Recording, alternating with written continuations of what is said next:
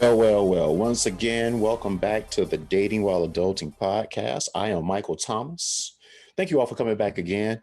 Hopefully, everyone had a good Memorial Day holiday and all of that good stuff that people are supposed to say when somebody returns from the holidays. Honestly, I don't really care. Anyway, but I do want to talk about the recording schedule because it was a little bit off. For people that have been following this, they are used to getting something either Monday or Tuesday and then Thursday or Friday. I don't think I've ever posted anything on a Wednesday. So this is a first for that. But yeah, so this is going up on Wednesday whenever you listen to it. And for people that want to listen when things actually go up, so I don't think that I'll have anything else going up for the rest of the week. And then next week we'll go back to the regular schedule, which is either a post on either Monday or Tuesday, and then another one on Thursday and Friday. So we do two a week. And so next week we'll get back to that schedule. So I guess this one, it better be good considering this is the only one for the week because the Memorial Day thing pushed us back. But I don't really know if it's good or not. But I will say that I want this episode to kind of serve as a public service announcement to all the ladies out there because, well, forget why. I'll just say this. The reason that this episode is being put up when it is because over the past couple of months, I've been having conversations with women and they've been asking me, like, w- I'm talking to this dude. Why does this dude do this? And this is like a common thing because the thing about it is when they describe what the dude is doing or what the dudes are doing, to them, it's like really something deep and complicated. And when they explain to me what's happening, it seems pretty simple to me. So that's the reason that I decided to put up this post, and that's what we're going to go with. And so it it reminds me of this movie. Like back in 2009, there was a movie called He's Just Not That Into You. He's Just Not That Into You. Yeah, that's the name of it, or at least it's close to it. But basically, the movie was kind of corny. But the thing about the movie was that there were things in the movie that applied to real life and it still holds true today. And for people that hadn't seen the movie, which I'm imagining is most of you all listening out there because it really wasn't worth watching anyway. But the movie was about this woman and she would meet these guys and she thought of herself as a great catch, but despite being a great catch, all of these guys were playing her and she just couldn't understand why. So one day out of frustration she goes to a bar and she's talking to the bartender and stuff like that, and the bartender listens to her story and he's like, basically that's simple, the reason that these guys are doing the things that they're doing or not doing the things that they're doing is because simply they're just not into you. And the thing that was so interesting about the movie, and it applies in real life, is that women might feel that they're a great catch, and I'm sure that they are to someone, but it might not be as great of a catch as they might think that they are. And in this case, in the movie's case, in this woman's case, yeah, she wasn't the greatest catch that she thought she was, and these guys just weren't into her. So, you know, that's cool. And in that movie, the woman could not fathom the whole idea that, that there would be men out there that would not just be beating down her door, like expecting them to marry her, expect, yeah, expecting her to marry them, whatever. You know what I'm saying? So, So that was pretty good advice. The movie was corny though, in the way that it ended though, because as you can imagine, even if you ventured to guess how the movie ended, I figured that you'd be right because in the end, she wound up falling in love with the bartender. The bartender wound up falling in love with her, and gee golly gosh, they were meant to be together. They wound up getting married and all that good stuff. So, kind of corny, but it is what it is. Anyway, So these conversations that I had with these women made me think back to that movie. And because, like the movie, the women just couldn't wrap their minds around the idea that these men would not see them in the same way that they saw themselves. I figured that this would be interesting to have a conversation about. And let me be clear. It's not to say that they're not decent people. It's not to say that they're not great catches. But I think part of the problem with too many people is that they feel like they are a great catch for everyone. And sometimes the appeal that you have might be more for a niche audience. It might be more for just a certain type of guy. You might not win the popular vote. You might not be Britney Spears in her prime and sell that many records, but you can have a nice career being like Michelle Ocello. You'll never go platinum, but you'll make enough money that you can tour and do whatever you need to do. And so that's the whole thing that I wanted to mention. So it just speaks to the importance in finding what works for you instead of trying to make every person your person. So I figured what I'd do out of the kindness of my heart, I would create certain categories to explain to women where they might fit and where a man might consciously or subconsciously place a woman.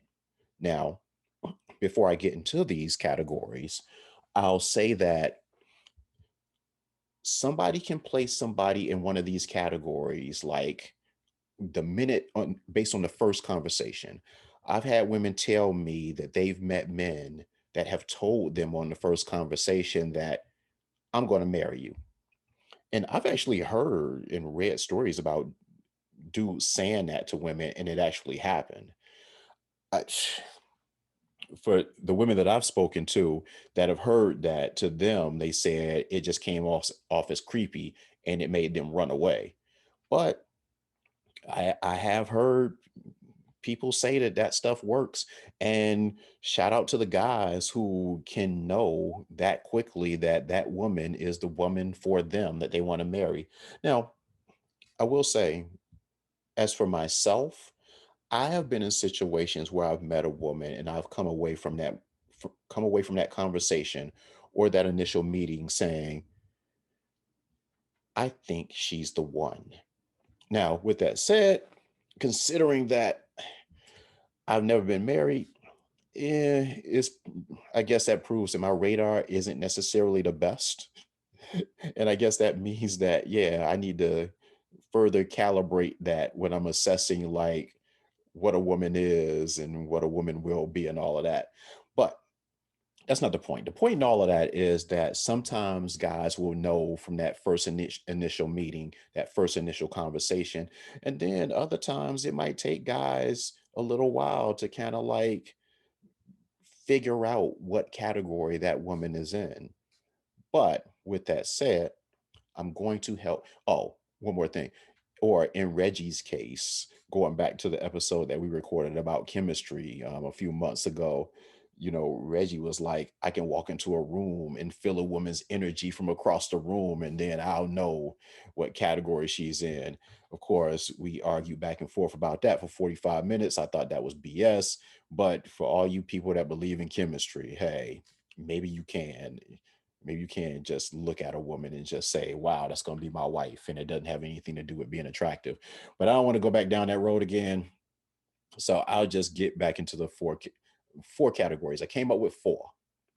And for any guys that's listening to this, if you don't agree, I just find it hard to believe that guys might disagree with this.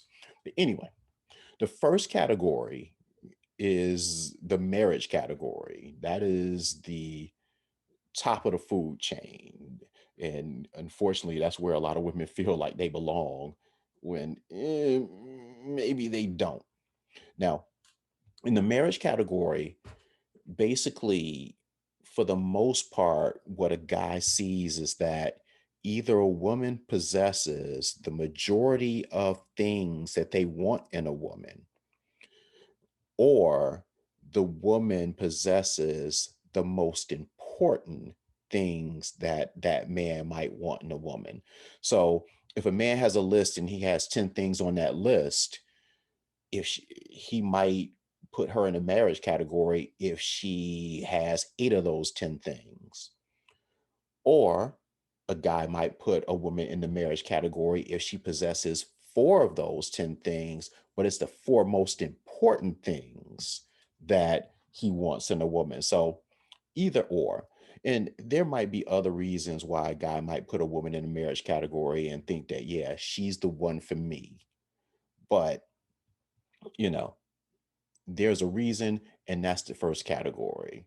But just because you place somebody in that category, now that I'm thinking about it, it doesn't necessarily mean that, that you have to hold to that. I mean, you need to accept that they're doing the things now, they're on the track, they're in that category for now, but they can do something to drive that car off the track and wind up into one of the other categories, which I'll get to as we progress. So that's that. Now, with that said, the problem with some women is that they belong in that category with every dude, but they aren't necessarily marriage material in the eyes of the guys that they're meeting, or they might not be marriage material in the eyes of any guy, to be honest. And that's we'll talk about that a little bit later about being realistic about where you sit amongst these things. Now, the second category is the category that it seems like I wouldn't say the majority of women fall into. I don't really know what I don't really know. I don't really have statistics considering I made this whole thing up. But I will say that it seems like the majority of women fall into the second category. And that is the category of a woman that is not marriage material, but it is a woman that's high enough that we'll have sex with. And unfortunately for some women, maybe some, that's where they want to be.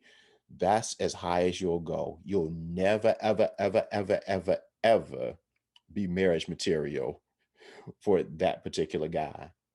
And this one is confusing to a lot of women because women will think that, okay, if he sleeps with me, then he must like me or he must like you.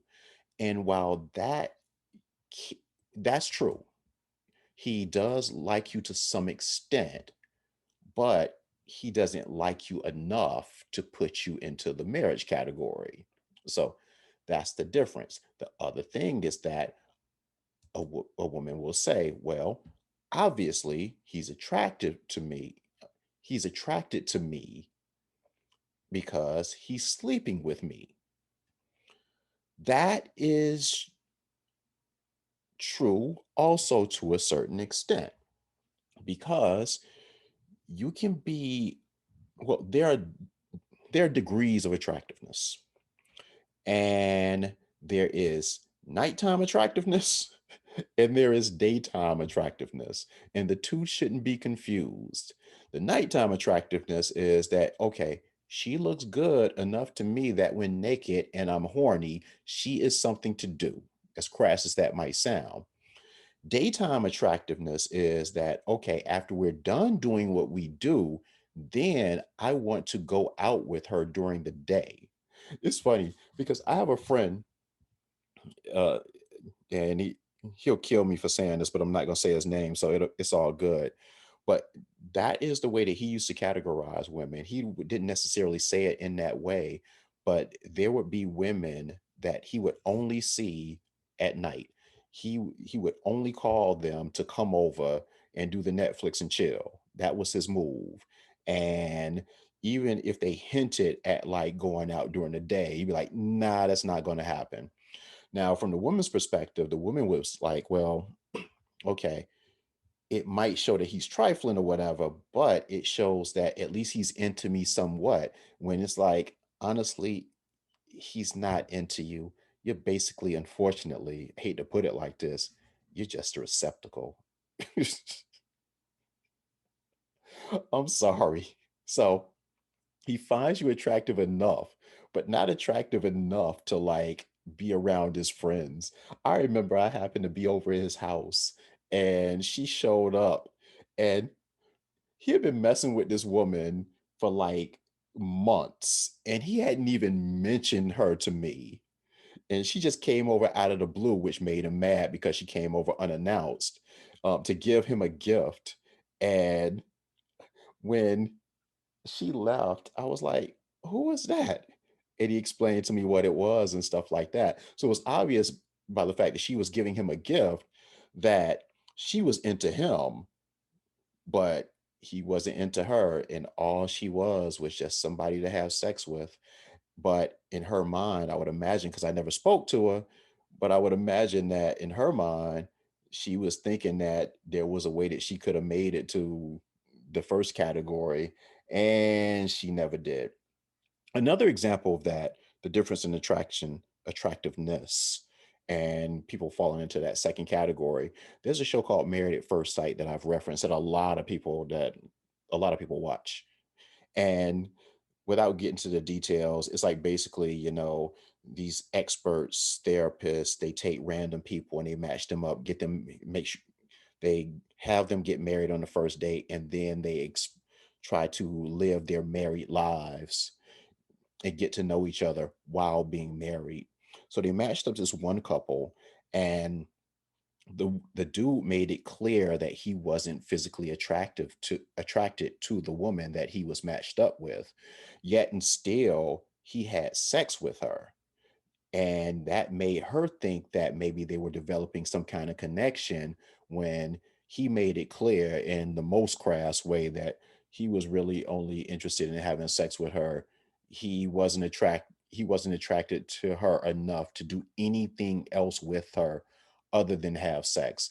And while of course he got demonized and vilified and all of that stuff, and deservedly so, that was foul the way that he treated the woman, it was interesting to see on television what guys had known all along. So while, yeah, he's an asshole, and women are just like, I just can't believe this, guys are like, yeah, it's true. He's an asshole, but I get it. So so that's all of that speaks to how confusing that second category can be, and it speaks to how women sometimes will be in that category, but they'll think they're in a different category, and usually that other category they think they're in is the marriage category. And when I say they're in the marriage category, what I also mean by that is that not necessarily that they're he's going to marry her like the next day, but they're on track to be married. They're on the path to get married one day eventually. When in a guy's mind, he's like, he doesn't consciously say it, but his actions and his thoughts are, I'm never going to marry this woman. This is the most that she'll ever be. And yeah, that gets kind of muddy. And I can see a woman saying, well, how do I know the difference? And I'll cover that in a few minutes, actually. So that's the second conversation. That's the second category. And that is the most convoluted category. And it is the most common category, because, shoot, not everybody you meet is marriage material. Most people that you meet aren't marriage material. But from a man's perspective, shoot, you might not be marriage material. I might not even like you really, but shoot, you good enough to have sex with. You good enough to be my receptacle. So that's the two. That's the second category. Third category is the friend zone. And so in this category, you know, you can have the personality of someone that can fit into that marriage category, but not necessarily the looks of someone that would fit into the marriage category for that guy. And so, not to be confused with having the opposite happen, because if you have the looks that would fit into the marriage category, but not necessarily the personality, that would most likely put you into the second category, the sex category. But if you're in the friend zone, oftentimes it will mean that, yeah, you don't have the look that I'm looking for. And I know that might be hard to hear, and it might be hard to hear for women. I think guys have an understanding of it, a better understanding of it, because guys when you talk about the friend zone, it's more common for guys to be placed in the friend zone than women, but women can be placed in it too. And it's but yeah, basically, oftentimes it comes down to you're in the friend zone because you're not attractive to that person. Hate to say it. And just to kind of like tell a little bit of myself, I might have told this story before in an episode, but I think it's worth telling again because it's so funny to me looking back at it. I remember I met a woman and we went out on a date, and date went well. It was a pretty good date. And after the date was over, I reached out to her and she left her a message. She didn't call me back. Okay, interesting. Cool. I mean, but not uncommon. Things happen, whatever. Sometimes people just aren't into you. It happens both ways. Women aren't into men, men aren't into women. So she called me back a couple weeks later and said that she had been sick. And that was the reason that she hadn't called, which was a relief to me because I was feeling the chick. And so she says, "Oh," so I was like, "Yeah, I was calling you because an event was happening and I wanted to invite you to the event. So it sucks that you didn't call me back. It sucks that you were sick." And she was like, "Well, yeah, but I wouldn't have gone to the event anyway." So I'm like, "Okay, why not?" And she was like, "Well, because I wouldn't have wanted to give you the wrong impression."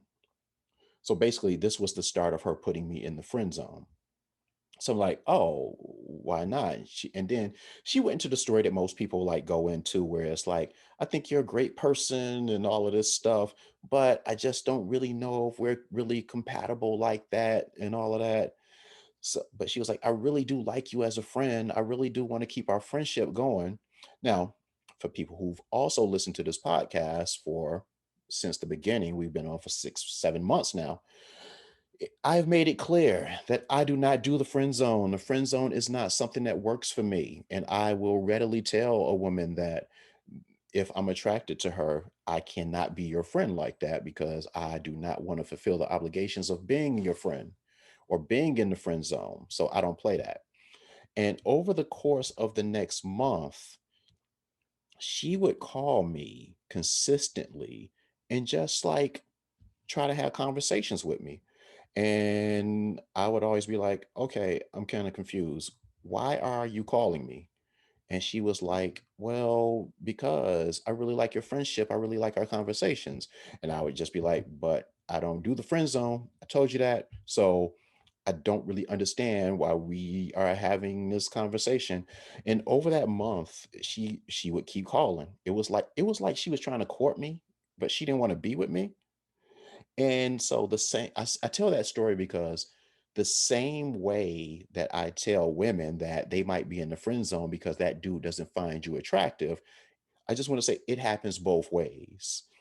Because the bottom line is, if she liked my personality that much that she felt the desire to call me, even after telling me I was in the friend zone and convinced me to be her friend, obviously she didn't find me attractive enough, which is cool. I mean, fortunately, my self esteem is high enough that I can take the fact that not every single woman is in love with me. I'm good with that. But so so that's the third category. And let me just say this for women who might find themselves in the friend category, it might not be so bad. I mean, shoot, if the dude is truly a friend, maybe you can get him to fix some stuff. Maybe you can get him to do some stuff for you or something like that if he's like putting you in the friend zone. It's like different from when a woman puts a man in the friend zone, you really don't really get anything from that. If a dude is in the friend zone, basically all he gets is the privilege of listening to a woman bitch and moan about stuff. So the friend zone can be way more beneficial for women than it is for dudes. But that's where a guy will put you if your personality's cool enough, but you just don't have a look or there's something about you. And of course, I'm generalizing. All of these categories are more nuanced, but generally, yeah, just go with what I'm saying. Trust me, I'm a guy. I'm a guy. And I, eh, and I've had people in all of these categories, so I know what I'm talking about. And I've talked to other guys that have people in all of these categories. So trust me, I didn't just make this up off the top of my head. So the fourth category is basically when somebody says, I don't want anything to do with you. It's like you go out with that person or you have a conversation with that person and you never hear back from them again. And it's like basically you can look good to that dude, but your personality is so trash that he wouldn't even put you in the sex category. That's how trash your personality is. Or you might not have the look that he wants or the personality that you want. If you had the personality that he wants and not the look, he might put you in the friend zone.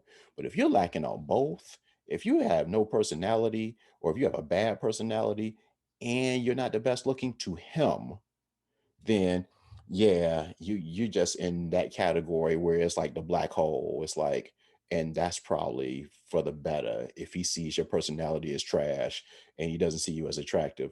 Yeah, it's probably best for y'all to go your separate ways. So, so basically, those are the four categories that you'll find yourself in.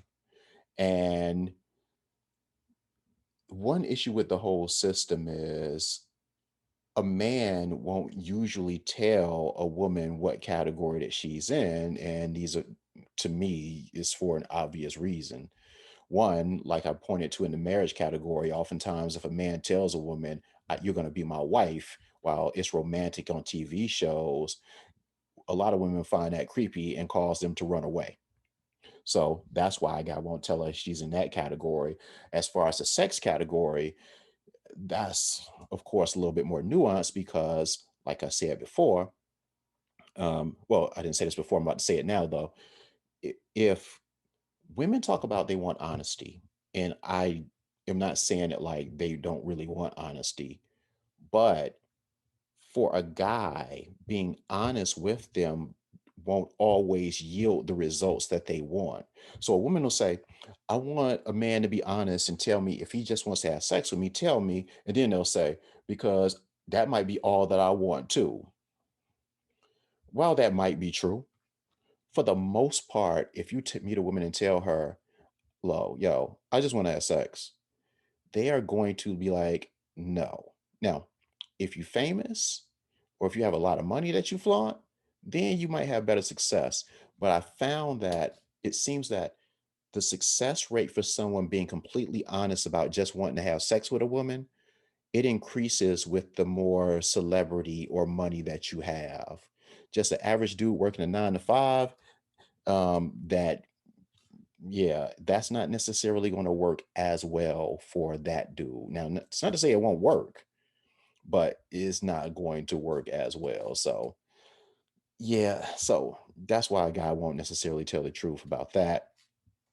And as far as the friend zone thing, yeah, yeah, I don't know that well, a guy might, I think of the categories, I think that's the one that a guy will be most honest about. And I think that applies to women too.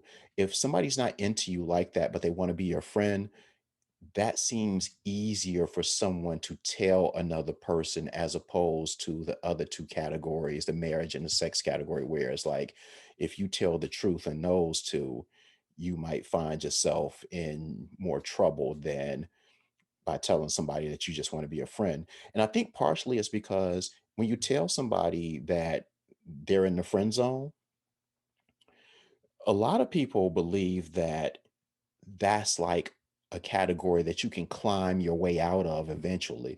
And in some cases, that's true. But yeah, again, for me, I'm just not patient like that. So, it is what it is. So, coming back to what I talked to earlier when I was talking about, well, what does a woman do in these situations and how do you know what category you're in? And basically, the ways that I figured that you can answer these questions, what a woman's to do and what category she's in, is that there are three things you can do to, and then try to piece those things together to try to determine where you are with this dude. The first category is that you ask questions. And when I say ask questions, that does not mean to ask, what category am I in? Are you going to marry me? Are you, do you just want to have sex with me? Nah, that won't really work. But you can ask questions that kind of will guide you and will kind of give you insight into what he's thinking. Basically, ask him what he feels about relationships in general.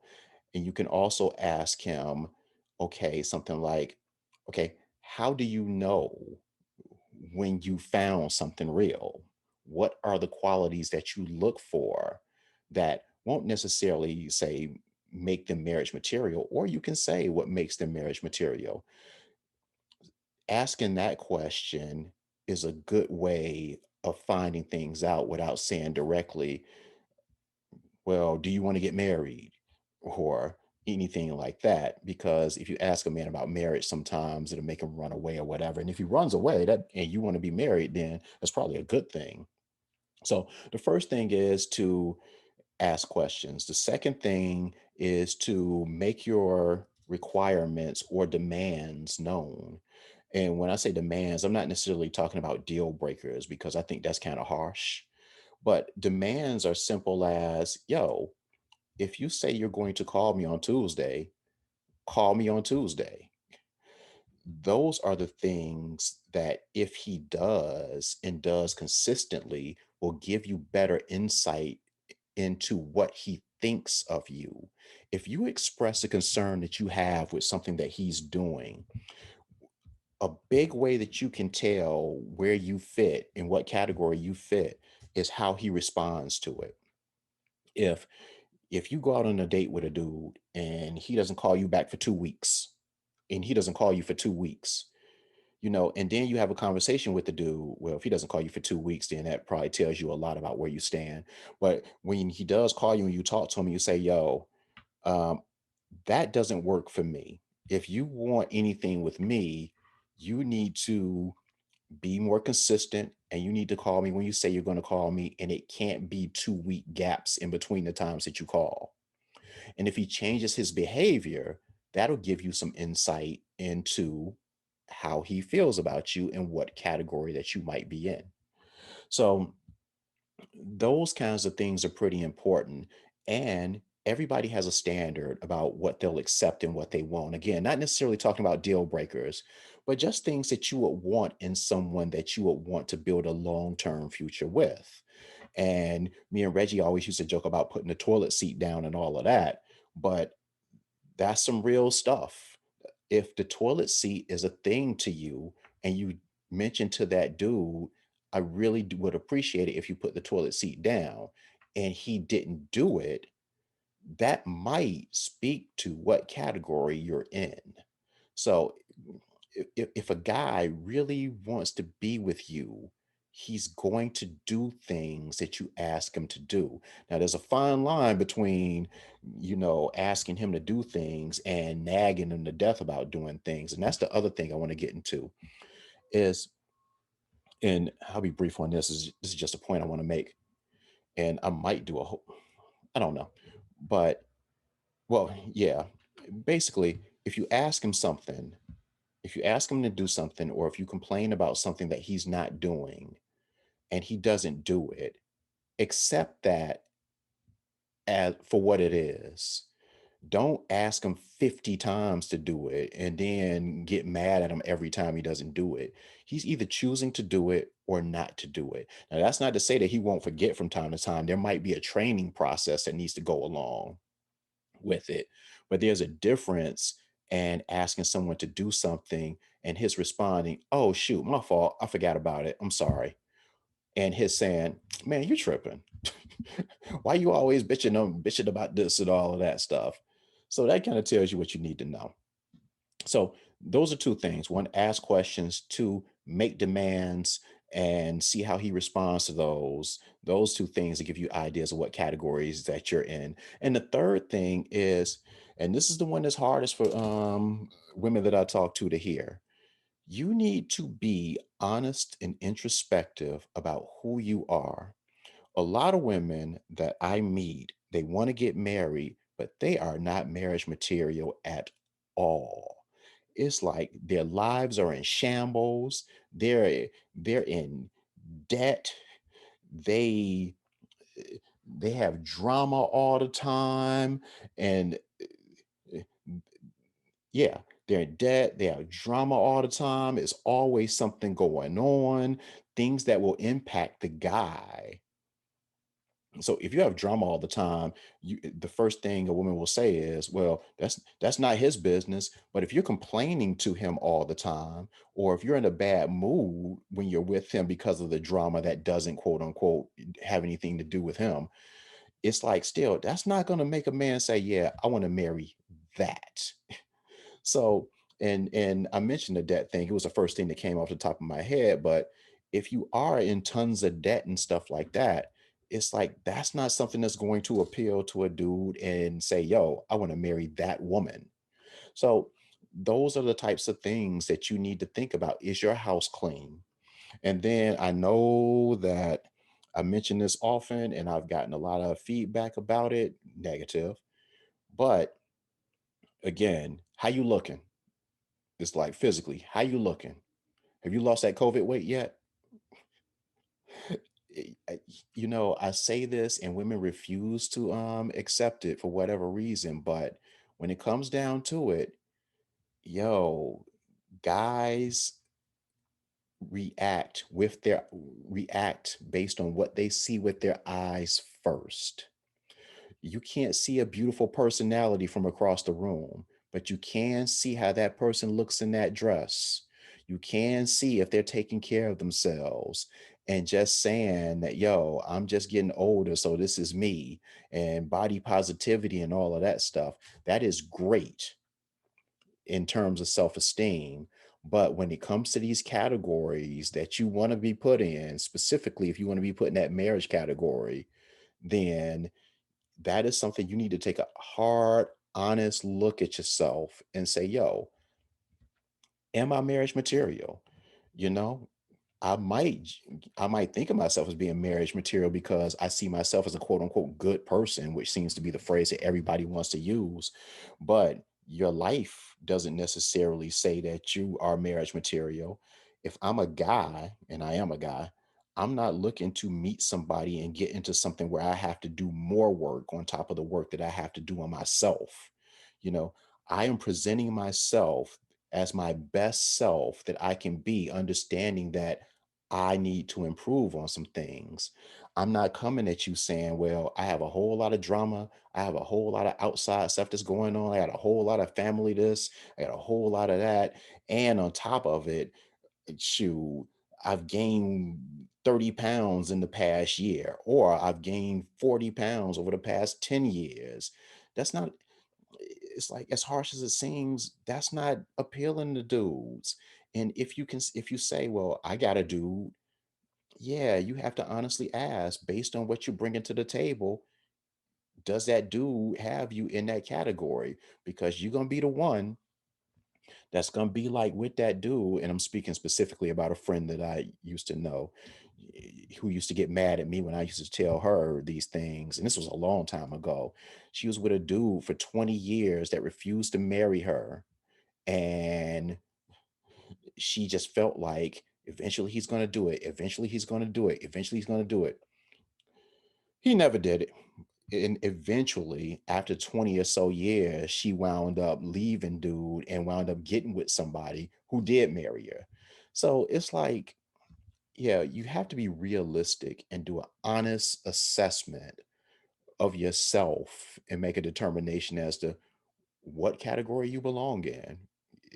Hey, if you're not marriage material, because your shit not together, there's no shame in that, but acknowledging that and making efforts to get your shit together will put you in that category. Because I just say this before I close. Men always use Beyonce as a standard. And I always tell women when women come to me and say that they're being treated a certain way, I always tell them, always ask them if that dude met Beyonce, would they treat Beyonce that way? And while they might not know the answer, I know the answer. They wouldn't. So Rihanna, because Beyonce is married, let's say Rihanna. If Rihanna came down to that dude's job and he met her as Rihanna, and Rihanna was like, yo, to be with me, you need to do this, and this. I guarantee you that dude would do it. Shoot, miss out on the opportunity to date Rihanna? Come on now. So that's all I have to say about that. Please take that public service announcement and do what you want to with it. One of the things I want you to do with it though is tell 50 friends to tell 50 friends. Shout out to Reggie, shout out to everybody out there. And let me just say one other thing, and this doesn't have anything to do with dating in particular, but it's something that has been on my mind for a minute because it's been all over the news. I'm a big tennis fan. And the other reason I'm bringing this up is because we just dealt with Mental Health Awareness Month, and I've been talking about that in a couple of the episodes. I'm a big tennis fan. I grew up watching and playing tennis. My mother made me and my brother play tennis, and I've been playing it ever since. And I've been watching tennis ever since. There's been this thing with one of the better tennis players, one of the best tennis players, Naomi Osaka, where she pulled out of the French Open because she was having mental health issues, and she tried to deal with that initially by saying that she just wanted to avoid press conferences. She didn't want to do press conferences. And so the tennis officials said, well, okay, if you avoid doing the press conferences, we'll fine you. And she was like, okay, I'll pay the fine. Then the tennis officials came back and said, well, the fines will escalate. And if you continue down this path, you'll get disqualified from the tournament. So she pulled herself out of the tournament. And ever since that day, I think all of this happened Monday, I think. Well, it happened over the weekend and before the tournament started. And then when the tournament started, that's when everything kind of kicked into high gear. And ever since I've been reading and seeing all of these people have comments and stuff like that, and it's like everybody feels like you have to be on one side or the other. Either you're on Naomi's side and the tennis officials are assholes, or you're on the tennis official side and saying that she's just acting like a spoiled brat. I don't really understand why there's a need to pick a side in this situation. She can be legitimately suffering from mental health issues, which is fair. The tournament officials, they have an understanding that tennis is a sport that's growing. And as a sport that's growing, it is not too much for us to ask you to participate in a 15-minute press conference every other day, considering all of the money that we're paying you to help grow the sport. And these press conferences are things that directly grow the sport. And there are obligations for athletes in every sport to do these things. So I don't think they're fair for that, unfair for that. I don't think she's unfair for her stance. I think that people's insistence on taking one side over the other, and I just it's just weird to me. I don't really get it because a lot of these people that take Naomi Osaka's side on it, the only reason that they know Naomi Osaka is not because they watch tennis, because most people don't watch tennis, especially like I watch tennis. I watch tennis. So they only know her because of the press conferences and other media that helped build her platform. And because of the platform that the media built, now she's at a place where she's a millionaire because of that and because of her skill in the tennis court. And now she's like, well, nah, I don't want to do this anymore. And I feel like, so it's not the tennis officials' fault. It's not the tennis tournament's fault. People saying, well, you're losing a lot more by missing out on your biggest star. But then it gets into another thing where it's like, well, if they said, well, you said that you are suffering from depression and anxiety. So we're going to say, okay, don't do any press conferences and just come play. That sounds more to me like they're like kind of like don't care about her and is just trying to like use her to like to make more money and build up their tennis tournament. The best thing for all of this is what she's done. She pulled out of the tournament because the bottom line is if she's suffering from depression and anxiety, skipping press conferences, that's not going to fix the issue. She needs to take time away from tennis and just go get the help that she needs and not even think of tennis until she gets that help. And fortunately for her, she has the money, she has the time, she has the access to be able to do those things in ways that a lot of people don't, because when their job compels them to do something, they can't say, well, I'm not going to do that. And so the only people that I would blame in this, and this might even be unfair, is not the tennis officials, not 23-year-old Naomi Osaka. Naomi Osaka's parents go to every tournament that she plays in. They're always there. And it's weird to me that this young 23-year-old's parents with her came up with the idea that she's depressed and has been depressed for 3 years and has suffered from anxiety for 3 years. It seems like they would have been the ones from the jump saying, yo, take a step back, forget this tennis stuff, let's get you better. But the fact that they, along with Naomi, crafted this whole thing, well, yeah, you're depressed, so just skip some press conferences and but continue to play and you'll be fine. The fact that grown people, her parents who are supposed to love her the most, came up with the idea that to fix depression from 3 years, that she should just skip press conferences and that'll fix everything. I tell you what, you have to keep the money rolling in. So I just found that whole thing interesting and strange. And I found people's reactions to be interesting and strange and very misinformed.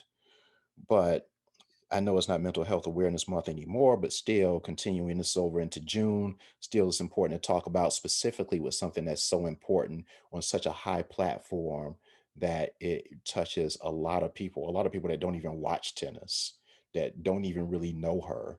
It's just funny to see the reactions. But anyway, that's neither here nor there. The bottom line is we all need to do what we need to do to take care of ourselves, regardless of what that is. And in her case, yeah, tennis should be an afterthought at this point. It should have always been an afterthought. Um, but you know, yeah. Anyway, I'm not even gonna get into that. These parents and how they push their kids to do things, even at the expense of their mental health. But I'm out of here. Datingwhileadulting.com. Thank you all for joining. Say goodbye, Reggie. Oh, he didn't say it. I'll say it for him. Goodbye.